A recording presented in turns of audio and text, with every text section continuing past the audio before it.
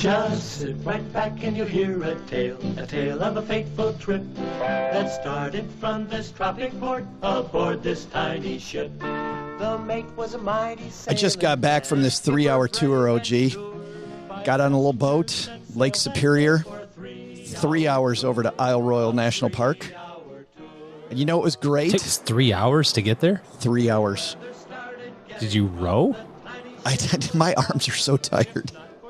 You can see it right over there. That long. Yeah. No, it's a 3-hour tour. But I'll tell you, you know what was awesome? We go all the way up to the Canadian border, and not once were we attacked by Canadians. And you know why? Why is that? The brave men and women in our armed forces, keeping us safe from those crazy Canadians. Guard. Yeah. We could, never know, in safety, get lost on this nearly remote island called Isle Royale National Park. So on behalf of my family who made it there safely and back, and the men and women here in the basement, and the men and women at Navy Federal Credit Union, a big shout out to our men and women of our armed forces doing a heck of a job. Let's go stack some Benjamins.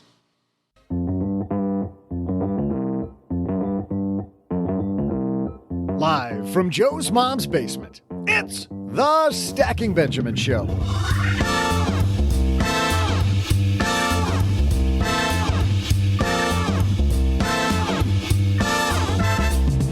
I'm Joe's mom's neighbor, Doug, and it was Jim Morrison who said, at the point of death, the pain is over. And while that may be true for you, if you don't have a will, the pain's just begun for your family. So what exactly do you need, and what's a waste?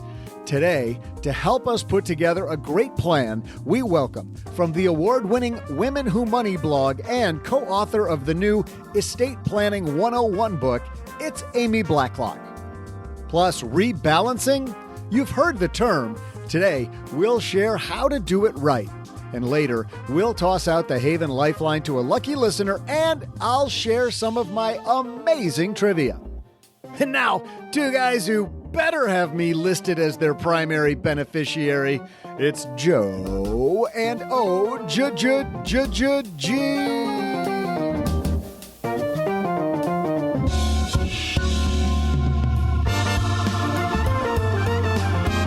Everybody, welcome to the You Get What You Wish For podcast. So might want to think about that first. I'm Joe Saul-Sehy, Average Joe Money on Twitter.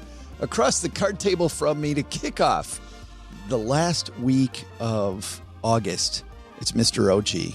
What's up? Can you believe summer coming to an end, my friend? Except in Texas, where it's always summer. We still got another 6 weeks. Puxatawny Roadrunner shows up out of a hole where it's still 104. The Cisco Roadrunner. But here in Texas, Bucky steps out of the gas station. Steps out, sees sweat drip immediately, and that's a signal that there's still 12 weeks left of summer in Texas. Still 12 weeks of summer. And it does then switch. There's almost no fall, right? It switches right to winter, which means it's going to be 70 every once in a while, which totally sucks. Oh, it's freezing. 70's okay. It's the 50 days that really bother me. Yeah. Hey, we got a great show today for our last week of summer. We are, number one, going to talk about what happens. We talk about summer dying. What happens when you die? Make sure that your estate plan is in order. Amy Blacklock is here. She and her writing partner, Vicky, have written a book called Estate Planning 101. Very esoteric title. Not sure what that's about. I think we'll figure it out. Hopefully. We'll talk to her. Maybe she can parse the subtext there. We also have a great headline, fantastic TikTok minute today. Oh, gee, can't wait to surprise you with that one. But first, well, there's nothing that relieves stress more when you have had a long day, you are completely fried, and you're thinking to yourself, maybe I'll just go out to dinner. But then you think about all those calories, all that money out of your wallet, and then you realize that you can eat healthy because you found Factor. Factor is ready in 2 minutes.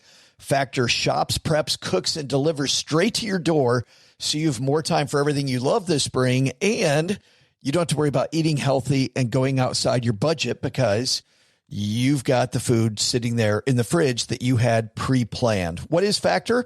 Well, Factor has meals built around your goals, whether that's weight loss, overall nutrition, more protein, or GLP-1 support for strength and workout recovery. Check out Factor's Muscle Pro collection.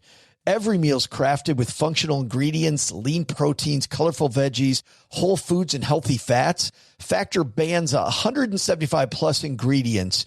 No artificial colors or sweeteners, no high fructose corn syrup, no refined seed oils, just nutrient-dense foods. It's fresh, never frozen, over 100 rotating weekly meals, including globally inspired flavors like Mediterranean and Asian, so there's always something new to look forward to. I use Factor. I think you're going to love it too. Head to factormeals.com/SB50off, stackers, and use code SB50off, and you're going to get 50% off and free daily greens per box with new subscriptions only while supplies last until 9/27/2026. So let's get this party started. Hello, darlings. And now, it's time for your favorite part of the show, our Stacking Benjamin's headlines. Our headline today comes to us from the Wall Street Journal. Because I've been on vacation, I love the fact that we kind of get to ignore what's going on in the world and talk about something that is evergreen, important, and I think a lot of people get wrong. Ann Turgison here writes, portfolio rebalancing is a good retirement habit. The interesting twist here, OG, is that she says that while rebalancing your portfolio is a good idea for all of us, it is especially good for people in retirement because of the fact that you want less portfolio drift during retirement than you might want if you are still working. Portfolio drift when you're working can work in your favor, but you can't afford the volatility later on. So I think we should start with the 101 here. What is portfolio rebalancing for people that heard that term, maybe not really sure what we're talking about? Very simply, it's just taking a look at what your money looks like right now and contrasting it against what you want it to look like. And rebalancing is the act of putting it back. So let's say that you've got 4 investments. You want 25% in each one of them. You look today and one has 30% and one has 20% and the other have 25%. Well, it's a little out of whack. So what you want to do is sell part of the 30 to buy part of the 20 to get back to 25, 25, 25, 25 in your portfolio. And I think there's a key there that you're talking about, which is getting the portfolio back to what you want it to look like. I know there's people walking down the street with their headphones in going, yeah, but OG, what do I want my portfolio to look like? Therein is the $40,000 question. There it is. Yeah. I mean, ultimately, it's going to be determined by your timeframes and goals and your tolerance for the ups and downs of the stock market and all that sort of fun stuff. But what we're talking about is your investment policy statement, your asset allocation. And that's probably the first part of this, which is what do you want your investment policy statement to say, which is based on how you feel about money and the goals that you have. And that's going to inform how you allocate your portfolio. So once you know what your money has to do to reach your goals, then you can select the right collection of stuff, big companies or international companies or small companies or whatever, to get the right mix to generate the return that you need to reach your goals. And then rebalancing is kind of the maintenance of that moving forward. I'm curious, what does she say is the frequency of rebalancing? Well, it's interesting you say that because she actually says that rebalancing is something that only half of retail investors bother with, according to Vanguard. But she also says, OG, that people that don't rebalance are often rewarded because as stocks rise, they end up with higher allocations to an asset class that in the long runs had higher returns, right? So small company stocks over long periods of time have much better returns, and you end up with more and more small company stock in your portfolio because small caps rock if you've got a 20, 25-year time frame. Right. So for people that are early on, letting your portfolio drift and letting momentum run, which momentum is a real thing in the stock market. We've seen the U.S. stock market over the past 10 years has had a lot of momentum. The international markets, maybe not so much. Different kind of momentum. Yeah, that's right. But when you look at momentum, when you transition out to become a retiree, she quotes our friend Christine Benz over at Morningstar, who says the utility of rebalancing, where they say it might not be as important before you retire. Christine says the utility of rebalancing shoots up in retirement because of the fact that risk management becomes so much more important. And I think for somebody like you who advocates a lot of stock in your portfolio, I would have to guess that you get a little tighter on your rebalancing schedule once somebody hits retirement. Well, again, we look at it more from the perspective of each individual portfolio, because there's no benefit to rebalancing if there's no point in rebalancing. The common wisdom is pick a time, do it on your birthday, do it on your anniversary, do it once a month, once a quarter. The reality is that you really only have to rebalance when things are broken. Over the last year is a great example. The stock market's gone up a whole bunch, and just about everything has gone up. So there's not that big disparity. What you're looking for is the disparity in the portfolio. And if it's only just a few percentage points, I just don't see that the need is there. The last study that I saw done on this suggested that there wasn't any benefit to rebalancing more frequently than once a year. If you rebalanced monthly or quarterly, there was no significant benefit to doing that versus annually. I think this is a little dated because there were some costs involved in that study, and there's not as much cost and friction in rebalancing as there once used to be. So that may be a little bit old study, but nevertheless, if you're off by a few percentage points, I don't see that it makes sense. I would say 10 or 20, then it does. Pivoting away from this piece to another that Michael Kitzes wrote, he talks about two different ways that people rebalance. The first way, OG, to your point, is time horizon rebalancing, meaning as I get closer, I rebalance more, right? Christine Benz even talking about how you might tighten and rebalance once, maybe twice a year. He also references the studies that you're referring to, saying that rebalancing more often doesn't add to your return, but it also, frankly, if you've got transaction cost, it increases the cost, which can outweigh some of these short-term rebalancing positives. One of the costs, he says, offhand, is you might pay short-term capital gains tax.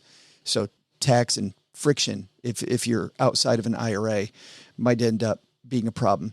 But he starts advocating kind of what I think where you're going here, which is he advocates tolerance band rebalancing.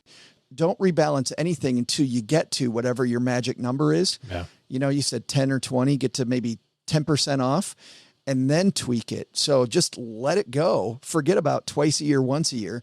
Let your portfolio run until something gets truly out of whack. Well, I think that's a more sound way to do it, I guess. And to be clear, when you think about the percentages, we don't necessarily mean, let's say that you've got back to our example before where you've got 25% in 4 different things. I don't mean 15 to 35 when I say 10%. I mean 10% of that weighting. So 10% of 25% is 2.5%, right? So I want to go plus or minus 27.5 to 22.5. That's kind of my range. Or if I was going to go 20%, I would use 5. But I think that allows for the normal ups and downs of your portfolio without having too much of the time kind of getting your fingers involved in it. And we use 20 just because that's what we use. Yeah. I think if you're doing it a little bit more frequently than that, you're trying to have some busy work. I think you got your fingers in it too much. Well, historically, Vanguard showed that you get nowhere. They did a study that a portfolio of 60% stocks, 40% bonds, and went all the way back to 1926. If you rebalance annually, your return, 8.6%. If you rebalance every month, your return, wait for it, 8.5%. A little worse. Yeah. Yeah, not great. So to your point, lots and lots of busy work. By the way, if you want to know where to start looking at your portfolio and how to construct that, we'll have Brooke from our team will have links in our guide to the show. She'll also have these pieces. We'll also have the pieces on our show notes page at stackingbenjamins.com. But we try to keep the show notes succinct for people that just want the links we talk about on the show. If you want the extra, sign up for the Stacker, our free guide to the show every Monday, Wednesday, stackingbenjamins.com/stacker. Guess what time it is, OG? Time for our TikTok Minute. This is where we profile something good that we found on TikTok. And actually, this one came from Twitter. TikTok Investor actually found that and have found several of these. Sometimes stackers find them. Sometimes they're fantastic. Sometimes they're not. We're going to spin the wheel of randomness and see if this one is a great take or not. What are you going for, OG? Is this going to be brilliance like we had last time? Brilliance. Going with brilliance? I'm going with brilliance. All right, here we go. Let's listen. This is some commentary about Elon Musk. Elon Musk has over $195 billion. This is that money in comparison. Now, what annoys me is that Earth has the population of 7 billion people. If Elon Musk was to give everyone $1 billion, he would still have $145 billion left, and he refuses to do so, and this is capitalist greed. I'm sorry, it's Elon Musk, not Elon Musk. And I don't know if you caught that math, but if he has $195 billion, and according to her, I have not done this valuable research, but she says Earth has a population of 7 billion people. Closer to 8 billion, but all right. Then he'd still have 145 billion left. Yeah. In her world. It just makes my head hurt. So, Mr. Musk, I think the takeaway... Future of the world. I think the takeaway is, Mr. Musk, start sharing your money. Billion for you, OG, a billion. What's a billion among friends? It would be something, wouldn't it? Of course, milk would be $42 million a gallon at that point, but whatever. No, economics does not matter here. Who cares? Lesson here is learn some math. Do not miss fourth grade math. Do not. Critical that you do it. How many likes did this have, by the way? Views. So at least some number of people that are like, I want to check this. 2,228. Fun times. If you've got a TikTok video you'd like to share with us, send them to me, Joe at stackingbenjamins.com. And yeah, loving the brilliance being shared on social media. Don't get me wrong. Sometimes there is some fantastic brilliance. Other times it's just fun to let out a big sigh. OG. Yep.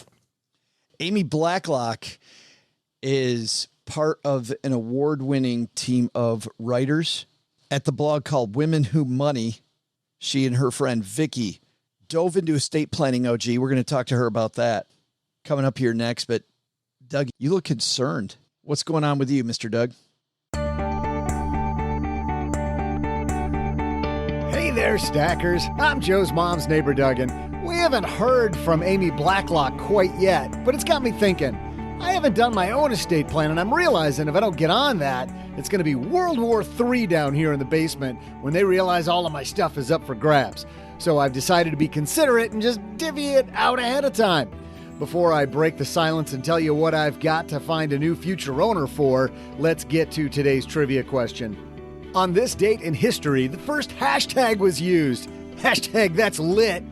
No, that's not the first hashtag that was ever used. That's just how the kids these days say everything's really cool. They'll just be like, oh, instead of that, like, that's really cool, man. They'll be like, hashtag that's lit. So that's what I was. Anyway, the question is, what year was the real first hashtag used? Hint, it was first used in the age of social media. I'll be back with your answer faster than you can disappoint family members with the results of your will.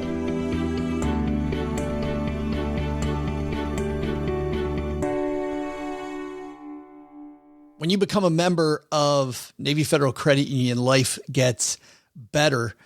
It was such a struggle for me setting up my accounts initially at a financial institution, figuring out how to do all the adulting things, especially when it came, I remember, to buying my first car from somebody else. I didn't have enough money to pay for it in full, so I had to navigate the loan process. And I have to tell you, it's gotten a lot better with Navy Federal. That's why they've created a fully loaded car buying experience, because you can finance, buy, protect, and enjoy your auto purchase all through one convenient place. They have low rates and pre-approval. It's good for 90 days, so you know what you can afford while you shop. You'll save thousands off MSRP with Navy Federal's car buying service powered by TrueCar. If you've never used the car buying service at Navy Federal with TrueCar, holy moly, you're going to save a lot of money. You can also get exclusive member savings. Remember, when you're a member of Navy Federal, you get all kinds of savings. So let's add up a few. Carfax, Geico, SiriusXM. Of course, they're always available with 24/7 member service representatives to answer any questions. You'll learn more at NavyFederal.org. That's NavyFederal.org/car buying. ARG, I think, is more fun, though. Credit and collateral subject to approval. Your actual savings off MSRP may vary. Navy Federal Credit Union is federally insured by NCUA. Well, running a small business, as you may know, like I do, it is super fun, but it can also be very tough. And when it's time to get a loan, it can feel impossible to find the lender that you actually trust. Big banks say no. The internet? Well, that's full of sketchy offers with sky-high rates and fine print you can barely read. Whether you need help covering payroll, managing cash flow, or investing in growth, you deserve better. And that's why I recommend the small business marketplace Fundera, which is powered by NerdWallet. It's a free, easy-to-use platform. It lets you compare real financing offers from trusted lenders, and it's all in one place. And what I like is that you don't need perfect credit to get started. There's no spam. There's no bait and switch. Just personalized options that fit your business needs. Nothing I like better than a place that treats me the way that they would want to be treated. Using Fundera is a super way to quickly compare options and make your best funding move the way any great business owner would. Here's the best part, though. For a limited time, when you visit nerdwallet.com/SB, and fill out the no obligation form, you're going to get VIP treatment and talk with a real person who knows all the ins and outs of small business lending. And you can tell them specifically what you're looking for. They can tell you specifically which options you should probably consider most. Don't risk your business on unreliable lenders. Go to nerdwallet.com/SB to learn more and find the funding you deserve. Fundera Inc., NMLS ID number 1240038. Hey there, stackers. I'm Joe's mom's neighbor, Doug, back. And with so many complete gems in my possession, I should be able to make everyone down in the basement happy. Just so you're aware, you too could be in the running if you become a super listener of the podcast. There's just a few of the goods that I've got up for grabs. Like, who's going to get the little hula dancer on my El Camino's dashboard? And don't forget about the furry steering wheel cover. I mean, driving with that thing is an absolute dream. It's like your hands are having a little dance through the clouds. And lastly, there's my life's work, the World Texarkana Fair, also better known as WTF. Who's going to take that cash cow over? And if any of you stackers feel like you deserve these precious gems more than the crew here in the basement, and honestly, they're really not impressing me that much right now, then just let me hear why in the Basement Facebook group. Now, let's get back to today's trivia answer. The question was, what year was the first hashtag used? Chris Messina, best known as an advocate for open source software, first proposed organizing tweets using the £, on August 23, 2007. And so the first hashtag on Twitter, which he used as an example of the concept, was #BarCamp. Sign me up. I want to go anywhere there's a camp with a bar. Anyway, now let's learn more about estate planning. What's the best way for me to give this stuff away? Take it away, Joe and Amy.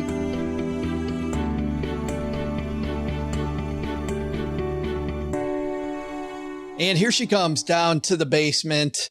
A woman I'm so happy is a friend of mine. Amy Blacklock is here. How are you?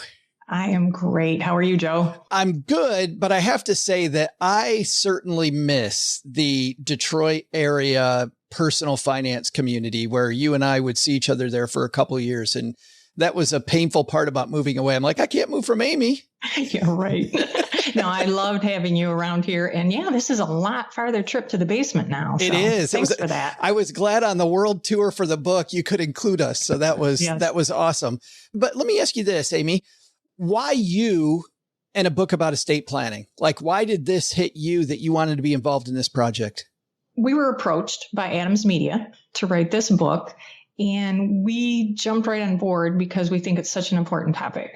2/3 of Americans do not have an estate plan. I had recently went through an experience with an aunt and an uncle and found how important it is to really have an estate plan, have it updated. While they had wills and powers of attorney, they weren't updated. They also didn't have information easily accessible. So when I jumped in and had to take over, it was just a mess. So wanted to make sure that people understand how important it is, no matter how much money you have, no matter what age you are, et cetera, that you really do need to get some essential documents in place. You cover this right at the beginning of the book, which I was so glad to see, which is a lot of people, as you and I both know, think, well, an estate, that sounds like something rich people have, Amy. Right. Tell me what really is an estate plan and why do we all need one? Well, your estate plan is much more than just saying who gets what assets when you pass away. Your estate plan includes having a power of attorney in case something were to happen to you and you needed somebody to jump in and just pay your bills. Make sure that your rent's paid, your mortgage is paid, that kind of thing. And that could be as simple, not to cut you off, but that could be as simple as you're in the hospital just for a month or two or whatever. You know what I mean? You have some serious injury and can't get to it. Somebody can do it on your behalf. Yes, correct. Yeah. Something simple. Yeah. Accidents happen to people every day. Unfortunately, you could be disabled and unable to work for a period of time. You could be in a coma, and in that situation, you are going to need somebody to make some decisions for you regarding your finances or even your health care, perhaps. And so you'll need a healthcare power of attorney and a financial power of attorney to do those things. And then a basic will, even for people with limited assets, those will help others in your life navigate your estate when you're gone. And your estate it might just be a checking and savings account with a little bit of money in it, or it could be property that you have. It could be, personal possessions. And then the other thing that a will can do is it can name a guardian for any children that you have. And so that's super important so that you have a say-so in who is looking over your children and who is handling your finances. Are there important things that we should think about when we're choosing those individuals? Sure. You want to think of people who obviously are trustworthy, that, have a good head on their shoulders. But not even that. It helps to have somebody who understands finances, who can navigate the legal system. But even thinking about things like, does a person live close to you? Because if you're in Michigan and your son is in California, it's a long way for him to try to handle something for you, especially when they might have to have court appearances. They might have to come to your home and look through, documents, get rid of your stuff, sell your house, those kinds of things. So if you could name somebody that's even, in close proximity, that will also be helpful. You also want to consider people's ages, honestly, because depending on when you're creating your estate plan, if you're looking to have, a power of attorney or an executor that's 20 years older than you, as you age, you might need to rethink that and name somebody else later. I've heard of that. Younger people that never redo their estate planning, they have, mom or dad as their person taking care of it. Mom or dad dies before they die. They pass away. They never changed it. Now all of a sudden they don't have anybody in charge anymore. Exactly. And that's kind of what happened with my aunt and uncle. You right up front talk about if you fail to do this, if you don't have a will or a trust, or you don't have the people named in your document, you make the point that you really still kind of have a plan, but it might be ugly. Correct. The state will come in and make decisions for you, such as possibly naming the guardian of your children, or who will get your home, or who will get your, the money that's under your mattress kind of a thing. If you don't name that person, your heirs and who you want to benefit from your estate, judge will decide that for you. Back when I was doing the old rubber chicken dinner seminars about financial planning, I'd talk about estate planning and I'd say, the state has a plan, exactly what you said. But then I'd say, you can see what they've done with our roads. Imagine what they do with your kids. Like it is.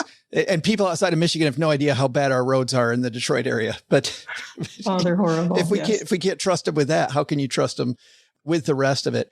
So you talk about who to consider in your planning. So let's dive into that even more, because you talked about a few of these people, but you say that it starts with you. What does that mean? What that means is that you want to protect yourself. You need to protect your assets, your income, your property, just yourself. So, for example, going again, thinking maybe the worst, if an accident happens and you are in a state of disability or what they call incapacitated and you're not able to make decisions for yourself, you want to have protections in place so that somebody is taking care of you. If you don't name a person, that's again where the state could step in and name somebody to make those healthcare decisions for you, or, your finances. The other thing is just protecting your estate from, say you're not in a coma, you're not incapacitated, but you're disabled and you're not able to work. By having disability insurance, that helps protect your income so that while you're recovering, you're able to pay your bills, that kind of a thing. Then you want to protect your family. By you having the disability insurance helps to, even take care of your family. By you having life insurance, that will help to take care of your heirs and your family when you're gone. You talked about a will. A lot of people listening have also heard of a trust. What's the difference between a will and a trust when it comes to building your estate plan? There's actually a pretty big difference. There's a variety of trusts that are available to people. There's a living trust, which you would have while you're alive, and you would manage your assets within the trust. There's also trusts that don't start until after you pass away. And in that situation, the trust holds your assets versus them going to specific beneficiaries. The trust manages the assets. The benefits to this is a big one for a lot of people is that any assets in your trust are private, meaning they won't go through probate, where a will become public knowledge. A trust, anything in the trust is private knowledge and people, won't be plastered in the newspaper, that kind of a thing. It's also beneficial when you have situations in your family, such as somebody with special needs, or you have children from previous marriages, and you want to make sure all of your children are protected as well as your current spouse. Having things managed in a trust is a better way than to make sure everybody is covered and nobody's left out, I guess, if you will.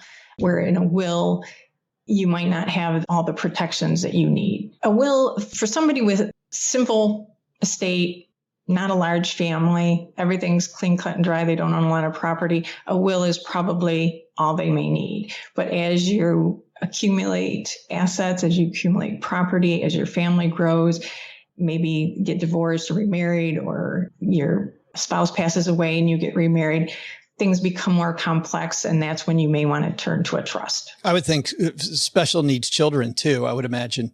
Yes. Yeah. That's a big thing. Yes. There's two different ways to do this that you list in the book. There's software out there, or you can hire an attorney. Do you have an opinion about which one of those is best? When you have a very simple estate, I think you could DIY it. For example, in reading this book, we think that the book will give you enough information to feel comfortable to DIY your own plan if you have a very simple estate. You also can DIY like your healthcare proxy, or some people call it the advanced healthcare directives. Those kinds of things, sometimes you can DIY. But when you get into the more complex estates, again, blended families, that's when you really should speak with an attorney. And you might think you can DIY it, but one of my favorite sayings is, you don't know what you don't know.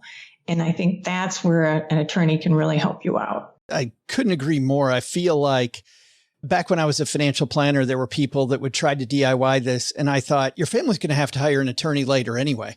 Like, your things are so messed up. Why not interview people while you're alive and have this competent plan? And then your family will have somebody to turn to. But also on the other side, I saw people spend thousands of dollars when their situation's so straightforward that just a computer program would be super easy way to go. I'm thinking about, as I say that though, I'm thinking about the Aretha Franklin situation where she had several different wills. They were all handwritten. In that type of a situation, obviously you don't want to have 4 different wills. And allegedly she had written wills out, in quick succession, one after another, supposedly. How often do you actually want to redo your will? Number one. You want to redo your will anytime there's a major change in your life situation. For example, getting married, having children, getting a divorce. Those kinds of things should trigger a change in your will. Other things that might trigger is all of a sudden you inherit a large sum of money. You might want to update your will. You get remarried and now you're marrying somebody who has children from a previous marriage. You might need to update your will. There's a lot of things that really could trigger it. Maybe an executor that you had named passes away. You need to update your will. So there's a lot of situations that could cause you to update your will.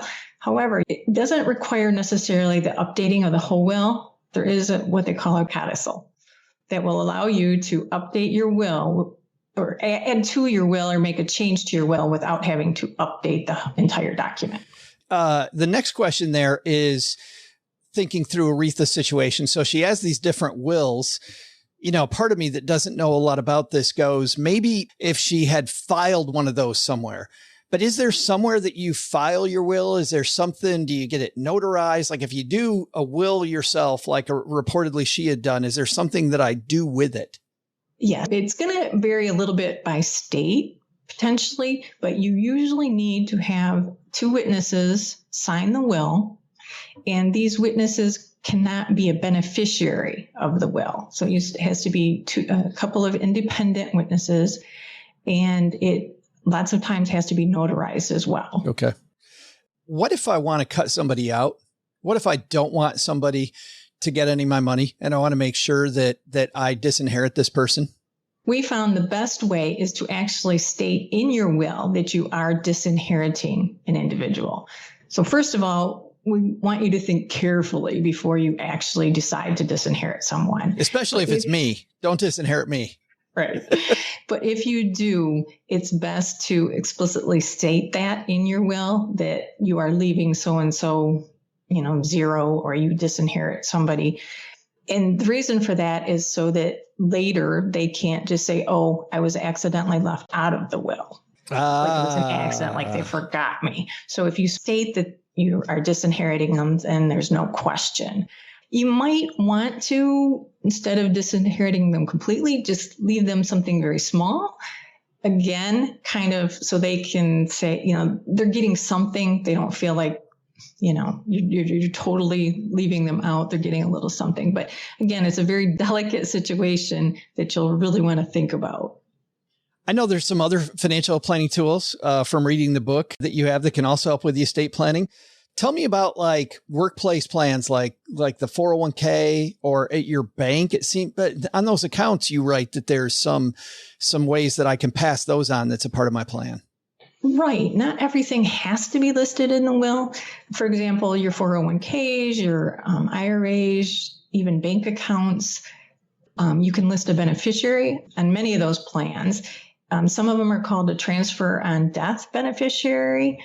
And some are called a payable on death beneficiary. But your bank accounts, checking, savings, those kinds of things, you can go right to your bank and ask them for the payable on death or the transfer on death paperwork to set that up. So if something were to happen to you, your account would go right to the individual that you've listed as beneficiary on that. Your IRAs, your 401ks, those kinds of things, life insurance, you will list beneficiaries on those so that those do pass on to whoever you're named. And it seems like when you're updating, you want to remember to update those too. I mean, I could totally see somebody forgetting to update that and has the wrong person listed. Yes, that happens a lot in divorce, from what I understand, is people forget to update those and then something happens and give all the money to the ex-husband. Right. Getting the money. Right. Right. Yeah.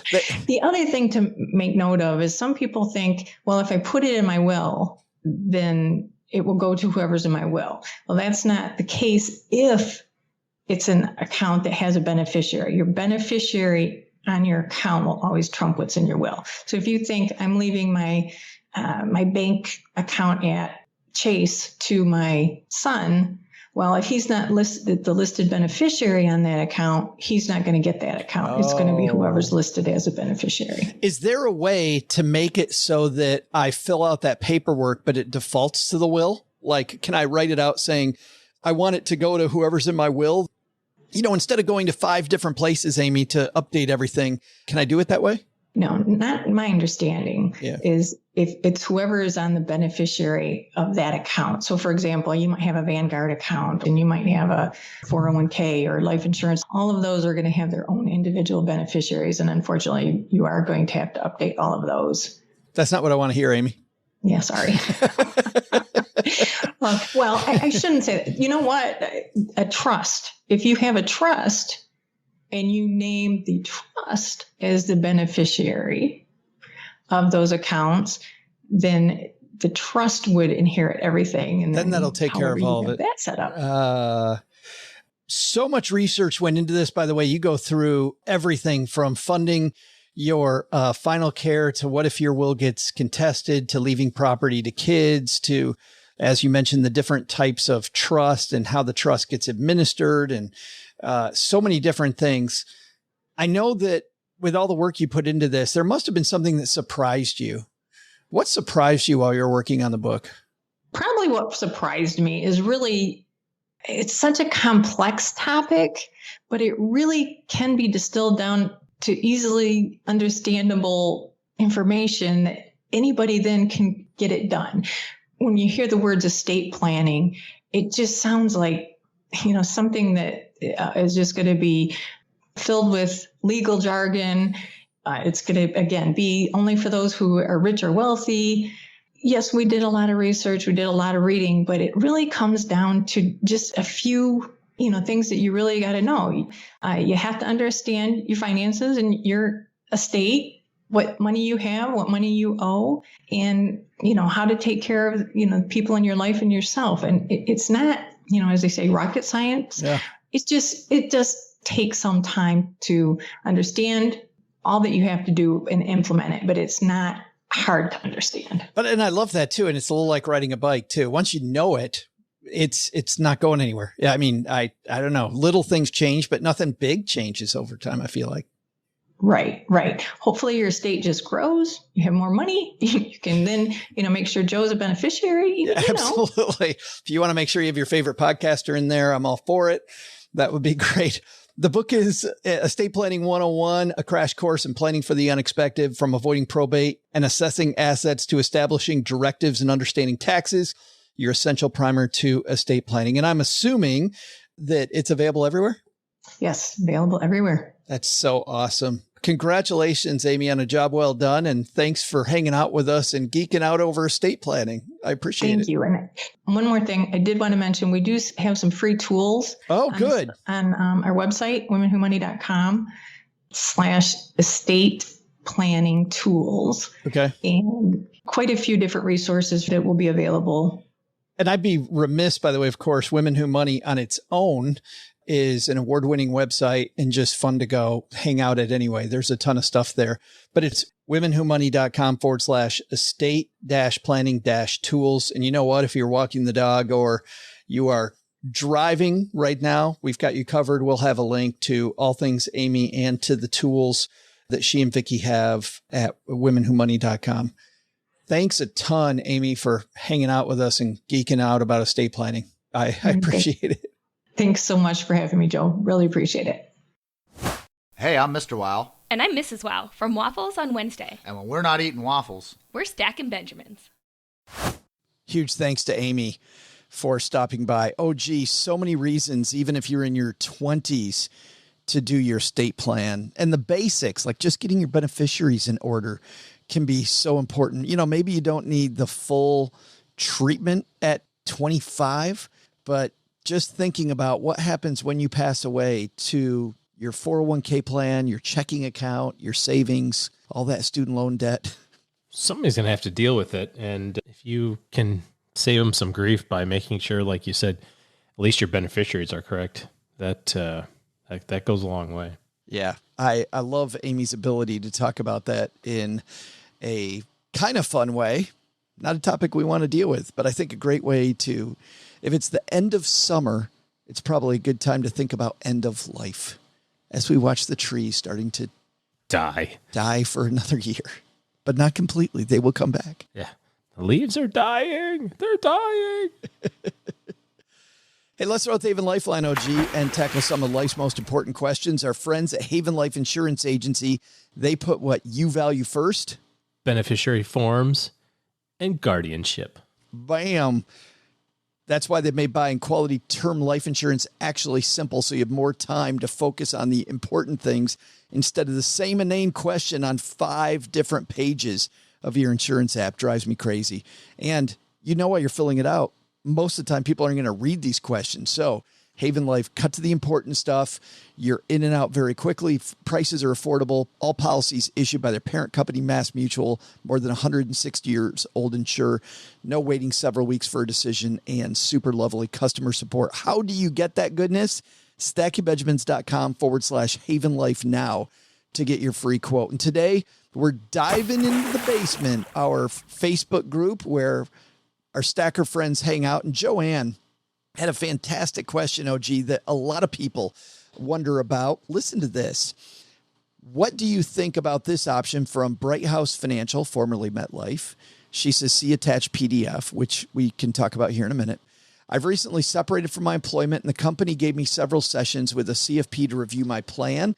He seems more concerned than me that I'm in almost 100% equities and is asking me to consider this for a small portion of the portfolio to protect from market volatility to a point.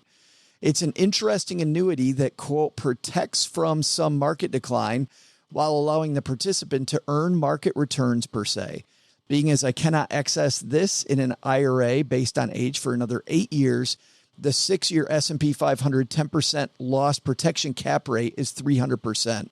What I'm pondering is the 6-year cap rate shield 10. So her questions are, have any of you seen this and what do you think? Be nice, please.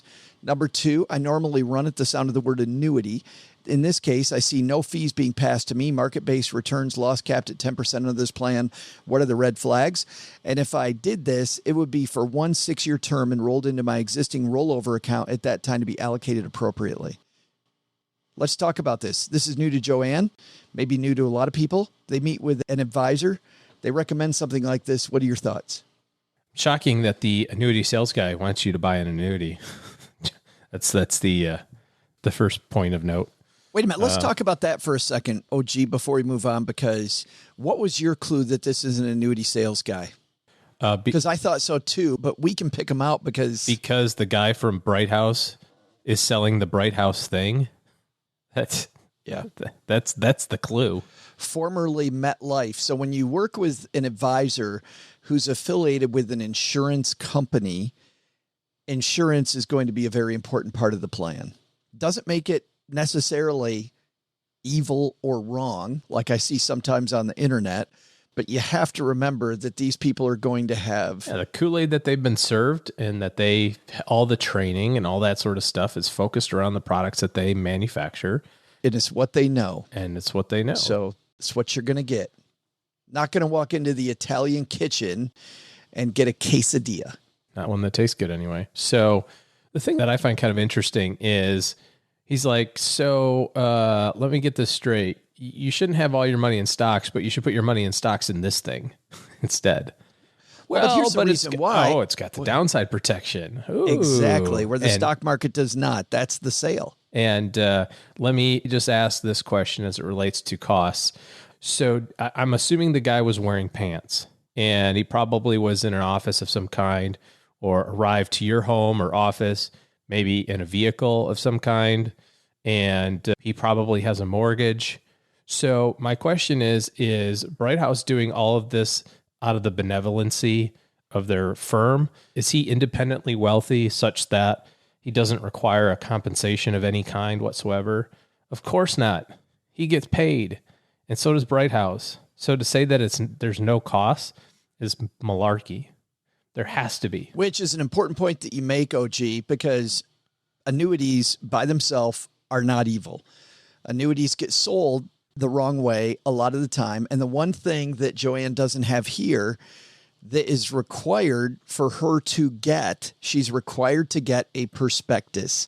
And the prospectus on the annuity, it's actually an annuity contract that shows all the expenses that are inside the annuity. This 2-pager that she shared in the basement doesn't have any of those fees shown. And companies are clever in how they deal with this. They stuff them in the returns or something like that. So if anybody ever says to you, any financial person, if anyone says anything to you, this is free. What do they say, about social media, right? If you don't pay for it, you're the product, right? Well, let me tell you something. Bright House is not interested in making you the product. You're paying for it somehow, some way. And anybody that says to you, no, there are no costs for this, is a liar, straight up deceitful MFer, or is incompetent. And either of those things, off you go. Gone. Off you go. See ya. And I want to put a point on this, OG. Them charging for the product does not make it bad. Of course Anything that is worth value is worth paying for. And the upside of an annuity is freedom from worry. That's what the sales pitch was, right? It's freedom from worry. And no, an annuity is lifetime income, is guaranteed flat income. I don't know that provides worry, a lifetime of worrylessness, I guess. Correct. That's what you and I think an annuity should be. Okay, let's strip away this annuity. Yes, I was talking about this particular sales pitch. He's selling you on freedom from worry. This is a piece of the portfolio. You can stay invested mostly in stocks, but we're going to put a little barrier on it. But that barrier always costs money. So it's not, is it free or not? Because if it's free, it's ridiculous. And OG, the warning bells go off. The question should be, oh, that's neat. What's the cost of that barrier? Because that barrier will have a cost. But also to your point, this isn't the reason why you should buy an annuity. This is kind of a square peg round hole. First of all, it's inside an IRA. Let's talk about what an annuity is. An annuity is a product that you put money into, and a cool feature of the annuity, you get some tax deferral. You get tax deferral. You're not going to pay taxes. Well, guess what an IRA is?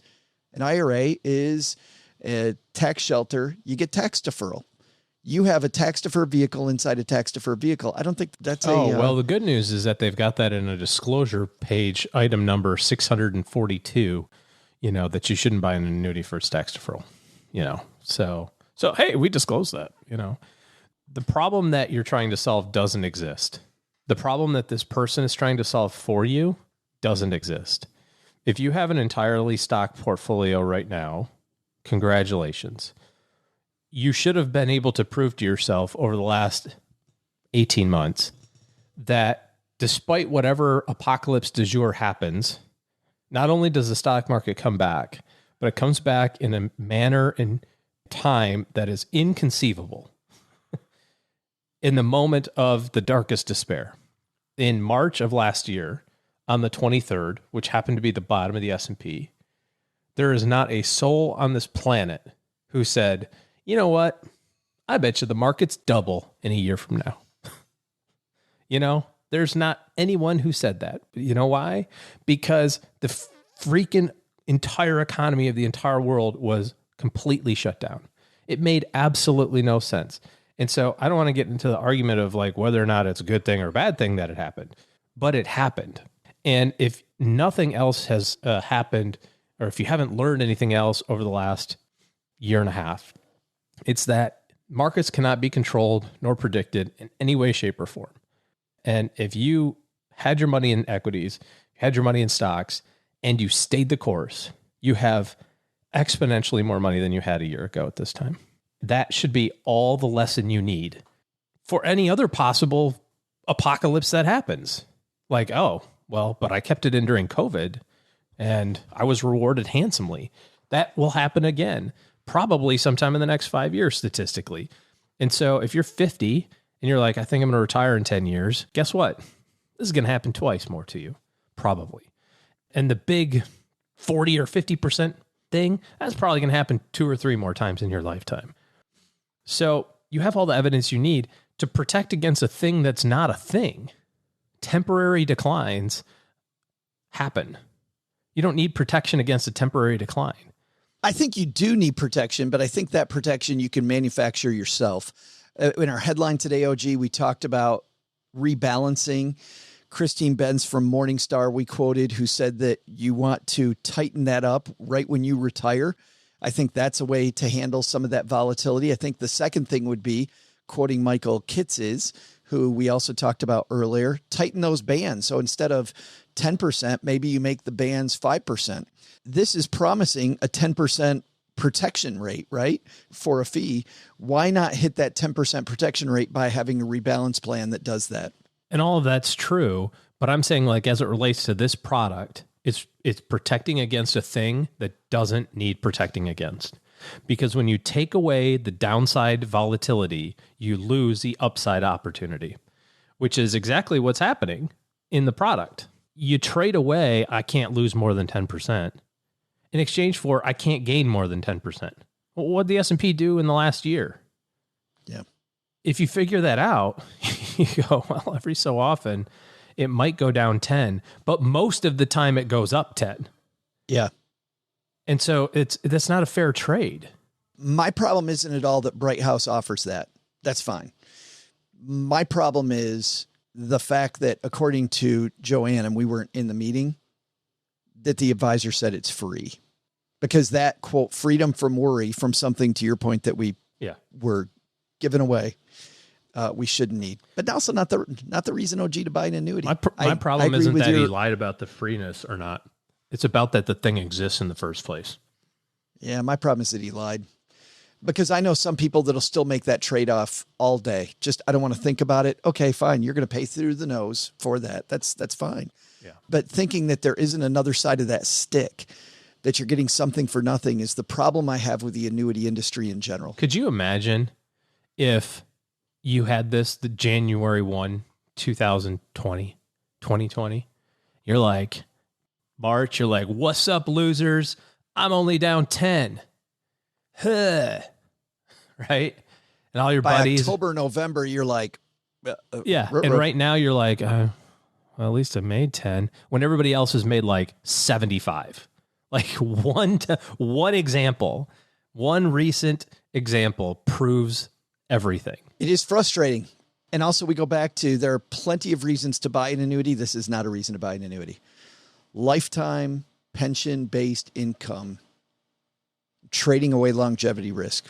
Good reason to buy it, not this. Love that question, by the way, in our Basement Facebook group. If you want to be part of that community, it's stackingbenjamins.com/basement. We'll have lots of links on how annuities work, again, in our guide, stackingbenjamins.com/stacker, our free guide to the show. I just looked because I was kind of curious. So yeah, I was pretty close. Since the bottom of the market, the S&P is up 92%. Hey, great. So you got 10. So high five, you got 10. Missed out on 90, but you got 10. In the comments, OG, a couple weeks ago, we talked about CFPs and them tightening their restrictions. Can a CFP be a commission-based advisor? Yeah. Send that letter into the CFP board. Yeah, there's no restriction about what your compensation package is, so to speak. So we talk about fiduciaries and the language around that. CFPs is a professional organization. So certified financial planners, to continue to be that, you've got to pass a test, and then you've got to pay some money, and you've got to do some continuing education, and you have to also adhere to their guidelines. That's one of the rules. And one of their guidelines is you always have to do what's in the best interest of your client. So we would call that a fiduciary responsibility. A fiduciary from the government's perspective is how your organization is structured. There are certain business models that can be fiduciaries, and there are certain business models that cannot be. An investment advisory firm is a fiduciary. Broker at Merrill Lynch can't be, just because of the business model by the definition of the government. Anybody that's affiliated with a broker dealer, your Edward Jones guy, the Merrill Lynch person, the Morgan Stanleys, the Ameriprises, whatever, legally can't be fiduciaries because of the fact that the rule prohibits it. but they have to be from a CFP standpoint if they're a CFP. So the CFP board does not make any distinction as it relates to styles of compensation, commission or otherwise, but they do say you have to do what's in your client's best interest. So if you work for a firm and the only thing you can do is commissions, then they would expect you to behave in a manner that is best for your client within your organization.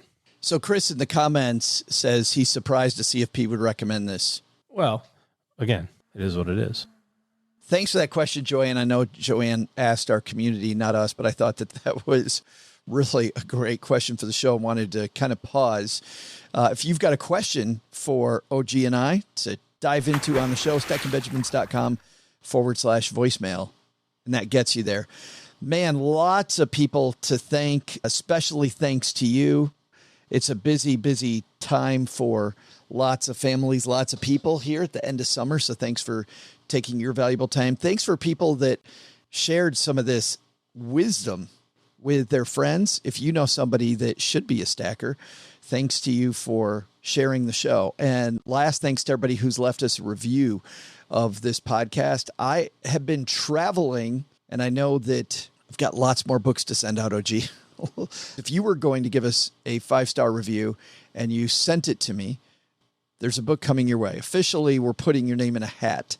If you were giving us a review and you're okay with sending me that link, I'd love to give you some more additional financial knowledge and at the same time, get some of the stuff out of the basement. Here's a great one from UGA, !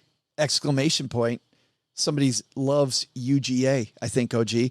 Awesome podcast, 5 stars. Been listening to this podcast for 3 years now and always look forward to new episodes. Topics are always interesting and the end product is always top notch. Highly recommend. Thank you so much for that, UGA. And Mom is incredibly proud of us because of you. So if you want to send me that it was you, happy to have you help me clean my basement. It doesn't come across as great when I phrase it that way, does it? Last but not least, if you're somebody that needs to make better financial decisions the rest of this year and next year and need a fiduciary team in your corner to do that with limited annuity recommendations, head to stackingbenjamins.com/OG, and that will lead you to OG's team's calendar, and you'll see how his team can interface with your team to make better decisions in the future. All right, a good decision is us letting Doug finish this off. Doug, what should we have learned today? So, what should we have learned today? First, take a lesson from our headline. Rebalancing, it's even more important after you retire. Second, take a lesson from Amy Blacklock. If you don't do an estate plan, don't worry. The government has one for you, but you probably won't like it. So make sure to take action on your plan today. But the big lesson? Always talk to your elders about their estate plans. I asked Joe's mom what I'm getting when she croaks, and she's giving me her none ya business. She's a business owner? Don't even know what that business is. I mean, she's never even talked about none ya business. I had no idea, but I mean, it's pretty cool because I'm getting 100% of it. So suck on that, Joe.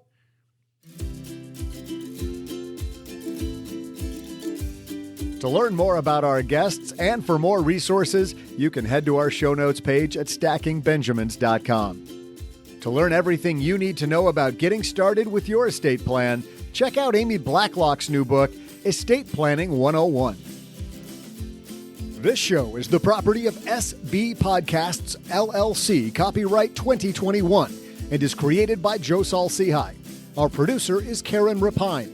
The show is written by Taylor Stevens with help from Joe and Doc G from the Earn and Invest podcast. After you listen, check out our show notes page written by our website manager and blog editor, Brooke Miller.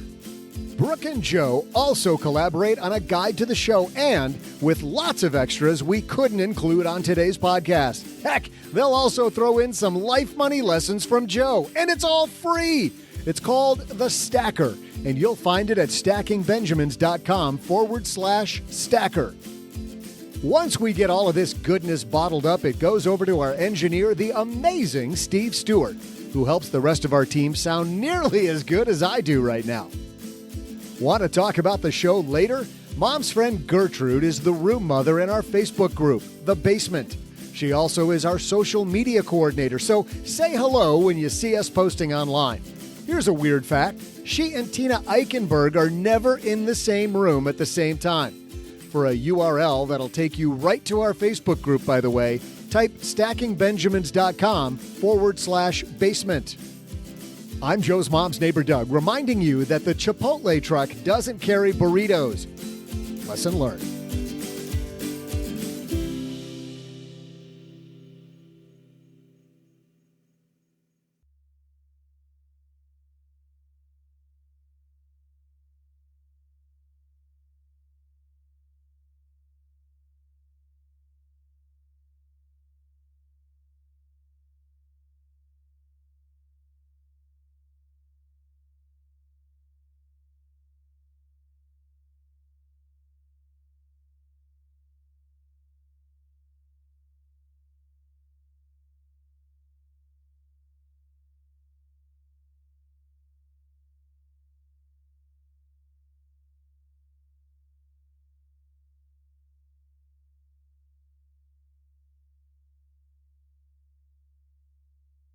So your seasons. Have you heard this bit before? I have never heard this. I have it queued up. This is one of my favorite comedians, Jim Gaffigan, talking about seasons. It's beautiful here. I hope you had a nice summer, because there's pressure to enjoy summer, right? I'm from the Midwest. It's almost a panic. Go out there, have fun. Winter's coming to kill us. Go get skin cancer now! Because there's an expectation of fun during summer. In winter, we discuss summer with such reverence. In January, you'd think we were talking about a family pet that passed away. Remember summer? I miss summer. I have photos of summer. That's when we were a happy family. Summer's presented as a vacation. It's like a 3-month vacation for nobody but children. And who doesn't deserve a few months off after the rigors of kindergarten? I have 5 young children. During summer, they lounge around like they've just returned from fighting ISIS. 3rd grade was a beast. Summer vacation does kind of set up an adulthood of disappointment. That first job, you're like, I have to go to work in July?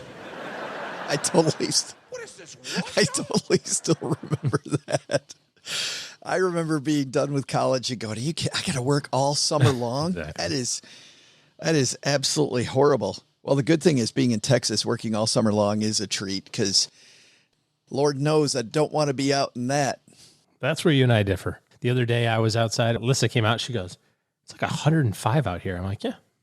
I'm sitting under the patio, working on my laptop, sweating buckets. I had like 40 bottles of water next to me. Last year when we were homeless and I was in Palm Springs, we'd go to the pool at 104. And I got to say, that was fun. It was really fun. And for some reason, the pool was freezing cold. How they can keep the water freezing cold when the air is boiling is beyond me. Like, how do you engineer this magic? But it was fantastic. And of course, they had those spindly palm trees all around the pool. And Cheryl and I would just go out there every afternoon around 3:30 in the heat, in the teeth of it, and go to the pool. Hurry up and get skin cancer. I clearly remember 4th grade sitting in the old elementary in Vicksburg, Michigan, and Mrs. Ely's talking, and I'm not paying any attention, OG, because I'm looking out the window, and I remember realizing the trees have leaves on them. And that means it's here, baby. Summer in Michigan. Yeah, that always happened around Alyssa's birthday. So now it happens like 2.5 months before her birthday. And that's what we think in March. So she thinks my birthday's coming. It's almost summer. Confuses you. Let's get back outside and celebrate a little summer here.